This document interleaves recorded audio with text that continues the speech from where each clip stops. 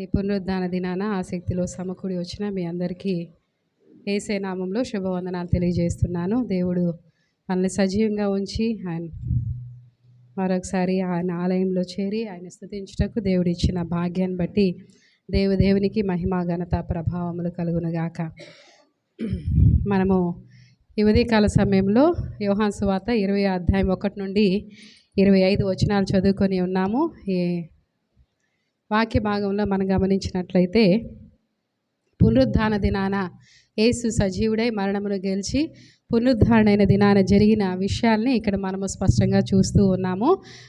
మనం చదువుకున్న రీతిగా 20 అధ్యాయంలో ఆదివారం ఇంకను చీకటిగా ఉన్నప్పుడు మగ్దలేని మరియ పెందలకడ సమాధి వద్దకు వచ్చి సమాధి మీద ఉండిన రాయి తీయబడి ఉంట చూచాను. కనుక ఆమె పరిగెత్తుకొని సీమోను పేతురు వద్దకును యేసు ప్రేమించిన ఆ మరి ఒక శిష్యుని వద్దకును వచ్చి ప్రభువును సమాధిలో నుండి ఎత్తుకొని పోయిరి, ఆయన ఎక్కడ ఉంచిరో ఎరగమని చెప్పాను. కాబట్టి పేతురును ఆ శిష్యుడును బయలుదేరి సమాధి వద్దకు వచ్చి వారిద్దరిను కూడి పరిగెత్తుచుండగా ఆ శిష్యుడు పేతురు కంటే త్వరగా పరిగెత్తి ముందుగా సమాధి వద్దకు వచ్చి వంగి నారబట్టలు పడి ఉండిట చూచాను, కానీ అతడు సమాధిలో ప్రవేశింపలేదు. అంతటా సీమోను పేతురు అతని వెంబడి వచ్చి సమాధిలో ప్రవేశించి నారబట్టలు పడి ఉండుటయు ఆయన తల రుమాలు నారబట్ట యొద్ద ఉండక వేరుగా ఒక చోట చుట్టు పెట్టి ఉండుటయు చూచాను. అప్పుడు మొదట సమాధి ఎదుకు వచ్చిన ఆ శిష్యుడు లోపలికి పోయి చూచి నమ్మాను. ఆయన మృతిలో నుండి లేచుట అగత్యమనే లేఖనం వారు ఇంకను గ్రహింపరైరి. అంతటా ఆ శిష్యులు తిరిగి తమ వారి యొద్దకు వెళ్ళిపోయారు. ఈ లేఖన భాగంలో మనం చూసినట్లయితే ఆదివారమున తెల్లవారుజామున పరిశుద్ధ దినాన పునరుద్ధాన దినాన ఏం జరిగిందని మనం చూస్తూ ఉన్నాం. వేకునే ఈ యొక్క లేఖన భాగము యోహాను సువార్తలోనూ 4 సువార్తల్లోనూ ఈ సందర్భం రాయబడి ఉంది, కానీ ఆ 4 సువార్తల్లో విషయాలు చదివితే ఆలస్యం అవుతుందని చదివించలేదు.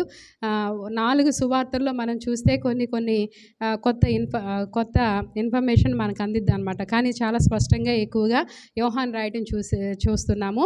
అయితే మిగతా సువార్తల్లో మగ్దలేని మరియే కాదు, తనతో పాటు యోహన్న, అలాగే యాకోబు, చిన్న యాకోబు తల్లి, అలాగే మరికొందరు స్త్రీలు ఉన్నారని మనం చూస్తున్నాం. ఏదేమైనా వేకుజామున కొంతమంది స్త్రీలు సుగంధ ద్రవ్యాలను తీసుకొని యేసు దేహానికి పూద్దామనే ఉద్దేశంతో ఎక్కడికి వెళ్ళారండి? సమాధి వద్దకు వచ్చారు. ఆ దినాల్లో సమాధులు ఎలా ఉంటాయి అంటే ఒక గుహలాగా ఉంటుంది. ఇప్పుడు కూడా ఇశ్రాయేల్ దేశంలో ఆ గుహకు ఒక పెద్ద రాయిని ఇలా పొర్లించి మూసివేసి పెడతారనమాట. అది ముద్ర వేసి కావలి వారిని కూడా పెట్టారు. ఎవరికి? సమాధి దగ్గర. అలాంటి పరిస్థితిలో జరిగిన సందర్భం ఏంటంటే మనము 3 సువార్తల్లో చదివితే పరలోకం నుండి 2 ప్రత్యేకమైన దూతలు వచ్చి ఆ రాయిని బొర్లించినట్లు వారు చాలా వెలుగుతోనూ ప్రకాశమానంగా ఉండుటను బట్టి అక్కడ ఉన్న కావలి వారు కూడా భయపడి ఏమయ్యారంట? అక్కడి నుండి పారిపోయారట. కాబట్టి దేవుడు తాను చెప్పినట్లుగానే ఏం చేశాడు? మృతుల్లో నుండి లేచి ఉన్నారు. అయితే సమాధిని ఎవరు దొంగిలించడానికి అవకాశం లేదు. అయితే ఇక్కడ మనం చూస్తే మనము లేఖనాల్లో గమనించినట్లయితే ఆ స్త్రీలు వేకునే వచ్చి వారికేమో యేసయ్య చెప్పిన మాట గుర్తులేదు. యేసయ్య ఏం చెప్పారు? నేను సిలువేయబడి మరణిస్తాను, 3వ దినాన లెగిస్తానని చెప్పిన మాట వాళ్ళ జ్ఞాపకం లేదు. కానీ వారు దేనికోసం వచ్చారు? యేసయ్య శవానికి సుగంధ ద్రవ్యాలు పోద్దామని వచ్చారు, కానీ యేసయ్య పునరుద్ధానుడు అవుతానన్న విషయం వారికి జ్ఞాపకం లేకుండానే వచ్చారు. ఏదేమైనా వేకునే ఆయన ప్రేమించి వచ్చారు. యూదుల ఆచారం ప్రకారంగా వాళ్ళు సుగంధ ద్రవ్యాలు పూస్తారు కాబట్టి ఆ విధంగా అరిమతె యోసేపు కూడా ఆ సుగంధ ద్రవ్యాలు పూసే యేసయ్యను సమాధిలో పెట్టడం మనం చూస్తూ ఉన్నాము. అయితే ఈ స్త్రీలు ఎంతో ప్రేమతో ఇంకా పెందలకడ ఇంకా చీకటిగా ఉన్నప్పుడే వేకుజామున పరిగెత్తుకుంటూ వచ్చి ఆ విధంగా చూసినప్పుడు యేసు అక్కడ కనబడైపోయేసరికి వాళ్ళకి కంగారు వచ్చేసింది, భయం వచ్చేసింది, ఆందోళన కలిగిపోయింది. చూస్తే వెంటనే ఏం చేసిందంట? మగ్దలేని మరియ వీరందరూ కలిసి ఎక్కడికి వెళ్ళారు? పేతురు శిష్యుల దగ్గరికి వెళ్ళి యేసయ్య దేహం అక్కడ లేదు, ఎవరు ఎత్తుకుపోయారో అన్న కంగారుతో వెళ్ళి చెప్తే వెంటనే ఎవరెవరు వచ్చారు? ఇక్కడ ఇంత స్పష్టంగా ఇప్పుడు యోహాను రాశాడు ఈ సువార్త. ఏం చెప్తున్నాడంటే, కాబట్టి పేతురును ఆ శిష్యుడును బయలుదేరి మనము 2వ వచనాలు చూస్తే గనుక పరిగెత్తుకొని సీమోను పేతురు వద్దకును యేసు ప్రేమించిన ఆ మరి ఒక శిష్యుని వద్దకును. తాను ఎలా చెప్పుకుంటున్నాడు యోహాను? యేసు ప్రేమించిన శిష్యుడు. ఇది రాసింది ఎవరు? యోహానే. కాబట్టి యేసు ప్రేమించిన శిష్యుడును ఆ విషయం తెలుసుకొని పరిగెత్తుకొని వచ్చారంట. కాబట్టి పేతురును ఆ శిష్యుని బయలుదేరి సమాధి వచ్చారు. వారిద్దరు కూడి పరిగెత్తుచుండగా ఆ శిష్యుడు పేతురు కంటే త్వరగా వెళ్ళాడంట. ఎవరు? యోహాను. వెళ్ళి వంగి నారబట్టలు పడి ఉంటే చూచాను కానీ లోపలికి ప్రవేశించలేదు. తర్వాత పేతురు ఏం చేశాడు? లోపలికి వెళ్ళి సమాధిలో ప్రవేశించి నారబట్టలు పడి ఉండుటయు, అంటే దేహానికి ఏం చుట్టేవారు? నార వస్త్రమును దేహమంతా చుట్టేవారు, తలకి ఒక చుట్టేవారు అనమాట. ఆ తలకు చుట్టబడింది మాత్రం చక్కగా మడతేసి పక్కన పెట్టబడి ఉందంట. ఆ నారబట్ట అక్కడ పడి ఉండుట ఎవరు చూశారు? పేతురు చూశాడు. చూసి అది చక్కగా ఎలా ఉంది? మడత వేసి పెట్టి ఉంది అని మనం చూస్తూ ఉన్నాం అనమాట. కాబట్టి యేసయ్య దేహాన్ని ఎవరైనా దొంగిలించి తీసుకెళ్ళిపోతే అలా తీసుకెళ్ళిపోయారు. అది ఆయన దొంగిలించబడలేదు. ఆయన పునరుద్ధరణ అవ్వడానికి అది మనకు గొప్ప సూచనకు కూడా ఉంది. మనము లేఖనాల్లో చదివితే ఇలా యేసుప్రభు పునరుద్ధరణప్పుడు ఆశ్చర్యపోయి ఇక్కడున్న కావలి వారు భయపడిపోయి వెళ్ళి ఆ మత నాయకుల దగ్గరికి పెద్దలకు వెళ్ళి చెప్తే వీళ్ళక్కడ అంతా ప్రచారం చేస్తారని కొంత డబ్బు ఇచ్చి మీరు యేసయ్య శిష్యులు వచ్చి దేహాన్ని దొంగిలించి తీసుకెళ్లారని, మేము నిద్రపోతుంటే తీసుకెళ్ళామని అబద్ధం చెప్పమని డబ్బులు ఇచ్చినట్లు కూడా మనం చూస్తున్నాం. కానీ ఈ విషయాలన్నీ జరిగినాయి. అయితే అది అక్కడ మడత పెట్టి పడి ఉన్నదంట, పెట్టి ఉన్నదంట. అప్పుడు వారు చూసి తర్వాత ఏమైందంటే వారు చూశారు, శిష్యులిద్దరు ఏమయ్యారు? తిరిగి వెళ్ళిపోయారు. వాళ్ళేమో యూదులకు భయపడి రూమ్లో తలుపులు వేసుకొని కూర్చొని ఉన్నారు. కానీ ఇక్కడ చూస్తే అయితే మరియా సమాధి బయట నిలిచి ఏడ్చుండెను. సమాధి బయట నుంచి ఏం చేస్తుందంటే ఈ స్త్రీ అయితే ఏడుస్తూ ఉందంట. ఆమె వెళ్ళిపోలేదు అక్కడి నుండి, అక్కడే ఉంది, ఏడుస్తుంది.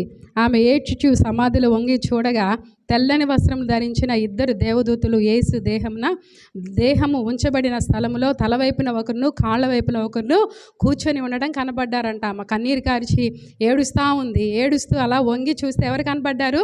ఆయన తల దగ్గర ఒకరు, కాళ్ళ దగ్గర ఆయన పెట్టబడిన స్థలంలో దేవదూతలు కనబడ్డారంట. వారు అమ్మ ఎందుకు ఏడ్చున్నావని ఆమెను అడగగా ఆమె నా ప్రభుని ఎవరో ఎత్తుకొని పోయిరి, ఆయన ఎక్కడ ఉంచిరో నాకు తెలియలేదని చెప్పాను. అమ్మ చూసారా, ఇక్కడ నా ప్రభువుని ఎవరో ఎత్తుకుపోయారు, ఎక్కడ ఉంచారో నాకు తెలియట్లేదు. మనం లూకాసు వార్తలో చూస్తే ఏమని రాయబడి ఉందంటే వాళ్ళు ఏం చెప్తున్నారంటే అమ్మ ఎందుకు ఏడుస్తున్నావు, సజీవుడైన వాడిని మృతుల్లో మీరు ఎందుకు వెతుకుతున్నారు అని ఆ దేవదూతలు వారితో చెప్పినట్లు మనకు అక్కడ రాయబడింది. ఇంకా ఏం చెప్పారంటే వారు ఆయన సిలువ వేయబడి 3వ దినమున అగత్యంగా లేగవలసి ఉన్నదని మీతో చెప్పిన మాట మీ జ్ఞాపకం లేదా అని ఆ దేవదూతలు వారికి జ్ఞాపకం చేసినట్లు లూకాసు వార్తలో మనం చదువుతూ ఉన్నాం అన్నమాట. అయితే ఈ విధంగా మాట్లాడుతూ ఉన్నప్పుడు ఆమె ఈ మాట చెప్పి వెనుక తట్టి తిరిగి యేసు నిలిచి చూచాను కానీ ఆయన యేసు అని ఆమె ఏమవ్వలేదంట, గుర్తుపట్టలేదంట. యేసు అని గుర్తుపట్టలేదు. మనం ఒక విషయాన్ని ఇక్కడ నేర్చుకోవాలి. యేసు పునరుద్ధాన దేహం అనేది కొంచెం డిఫరెంట్గా ఉంటుందని లేఖనాలను బట్టి మనం తెలుసుకుంటున్నాం. ఎందుకంటే 2 కొరింథీ పత్రిక 15వ అధ్యాయంలో అది బలహీనమైనదిగా విత్తబడి బలమైనదిగా లెగిస్తుందని, అది చాలా విషయాలు అక్కడ ఉంటాయి. నిర్జీవమైనదిగా విత్తబడి జీవం కలిగినదిగా లేస్తుందని మనము కొరింథీ పత్రికలో కొన్ని విషయాలు, అంటే మన యొక్క దేహము ఏ విధంగా విత్తబడుతుంది, ఏమిది మహిమార్థమై పునరుద్ధానంలో ఎలా లెగిస్తుందని విషయాలు మనం చూస్తున్నాం.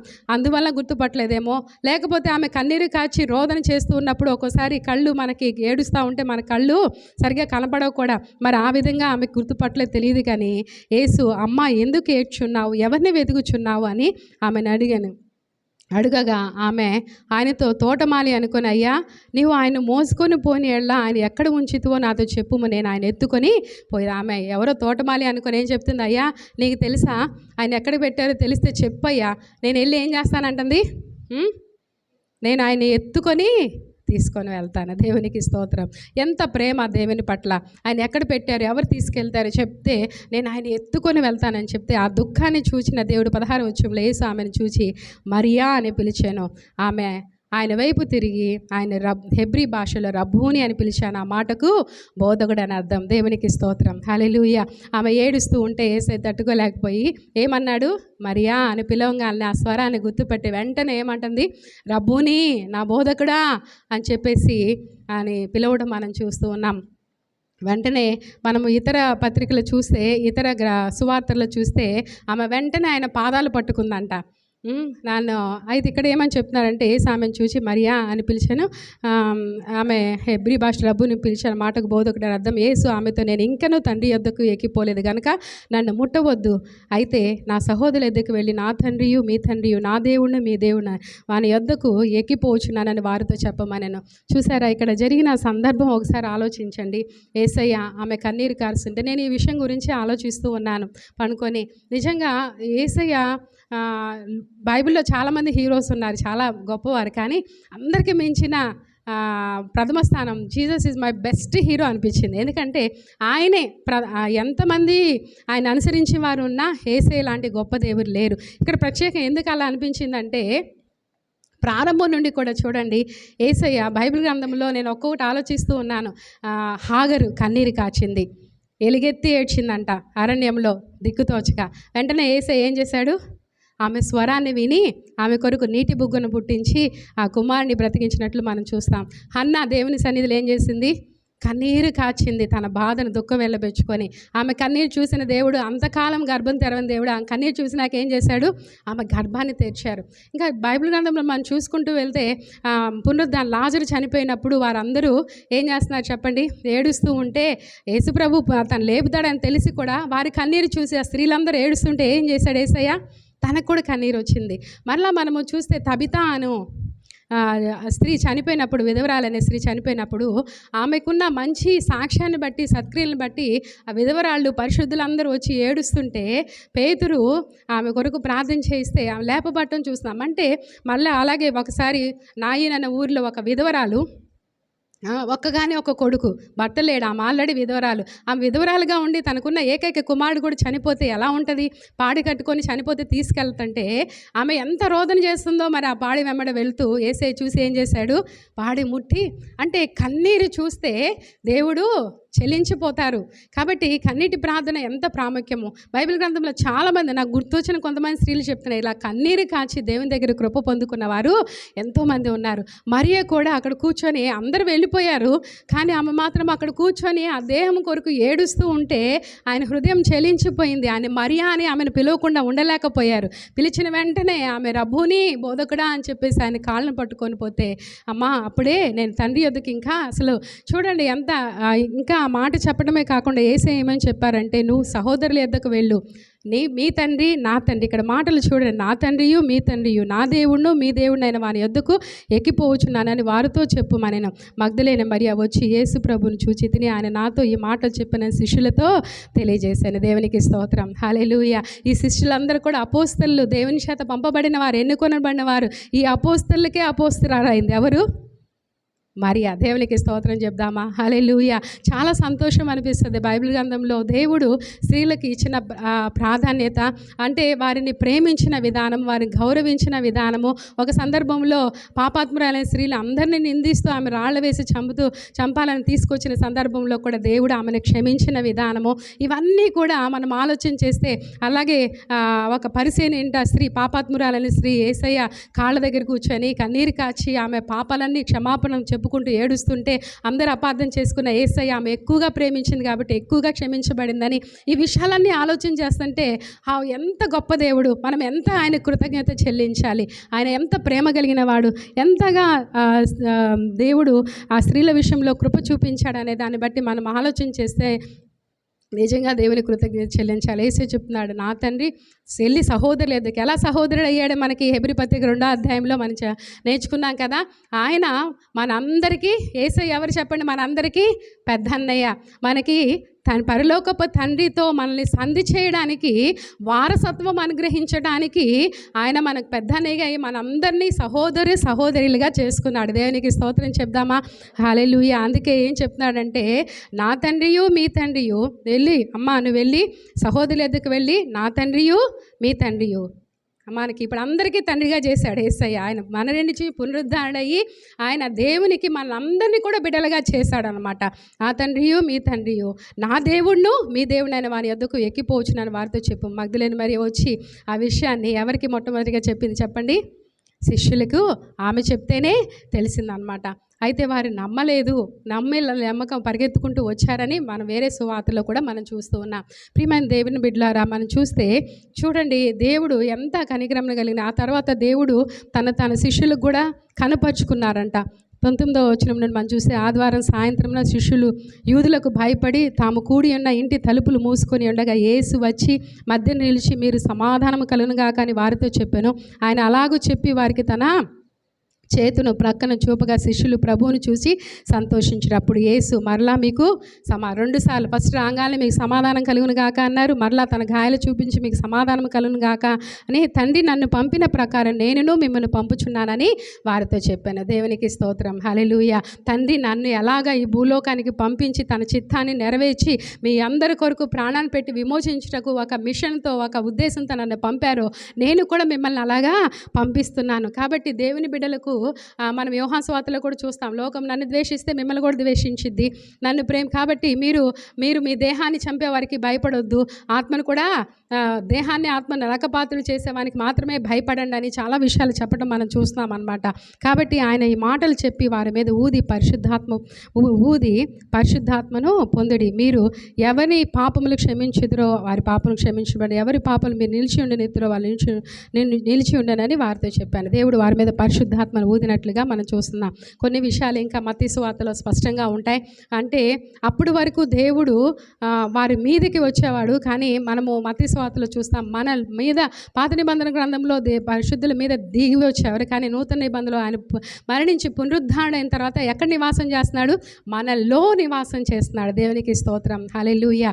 కాబట్టి మనలో నివసించగలిగే ఆధిక్యతను దేవుడు మనకు అనుగ్రహించాడు. అందుకే పౌలు ఏమన్నా, నేను క్రీస్తుతో కూడా సిలువ వేయబడి జీవించేది నేను కాదు, నేను ఇప్పుడు జీవిస్తున్న నా జీవితం నన్ను ప్రేమించి నా కొరకు తాను అప్పగించుకుని దేవుని కుమారుని యందు విశ్వాసం మూలానే నేను జీవిస్తున్నానని చెప్తున్నాడు.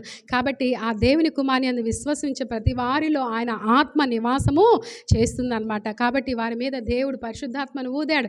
కాబట్టి ఆ విధంగా ఊదటాన్ని బట్టి ఆ తర్వాత ఏం జరిగిందో కూడా అపోస్తల కార్యంలో మనం చూస్తూ ఉన్నాం. కాబట్టి దేవుని ఆత్మ నింపుదల కలిగిన వారందరూ కూడా దేవుని కొరకు ఎంత త్యాగపూరితమైన పరిచర్య చేసి సేవ చేశారు అన్న విషయాన్ని కూడా మనం అపోస్తల కార్యంలో మనం ధ్యానించుకుంటూ ఉన్నాం. కాబట్టి ప్రియమైన దేవుని బిడ్డలారా, యేసు పునరుద్ధరణ అయిన తర్వాత 40 దినాలు భూమి మీదే ఉండి అనేకులకు తాను ప్రత్యక్షపరుచుకున్నాడు. దాదాపు 500 మంది పైగా సాక్ష్యాలు ఉన్నాయి. ఎవరికి? యేసుని కళ్ళారా చూసిన సాక్ష్యాలు. కాబట్టి మన దేవుడు గొప్ప దేవుడు, మరణాన్ని జయించి మనకు విజయాన్ని ఇచ్చిన దేవుడు, మరణం ఓడించిన దేవుడు, పాపాన్ని ఓడించిన దేవుడు. కాబట్టి ఆ విజయవంతుడైన దేవుణ్ణి మనము కూడా ఈ లోకంలో జయ జీవితాన్ని జీవించి ఆయనతో కూడా సిలువ వేయబడిన అనుబంధంలో నుండి మనం వెళ్ళగలిగితే మనకు కూడా నిరీక్షణ ఏంటి? ఆయన ఎలాగ పునరుద్ధరణయ్యాడో అలాగే మనము కూడా పునరుద్ధానం అవుతాం. అట్టి కృపను పరిశుద్ధాత్మ దేవుడు మనకు అనుగ్రహించినందుకు దేవుని స్తుతిస్తూ మనమందరం కూడా లేచి నిలబడి ప్రభువుని హృదయపూర్వకంగా ఆరాధన చేద్దాం. దేవుడు మన కొరకు చేసిన త్యాగాన్ని, ఆయన రక్షణ ప్రణాళికలో ఆయన ఎంతో శ్రమ పడవలసి ఉండదని తెలిసి కూడా మన కొరకు ఎంతో గొప్ప త్యాగాన్ని చేసిన యేసయ్యకు నిండు మనసుతో కృతజ్ఞతాస్తుతులు చెల్లిస్తూ అందరం కూడా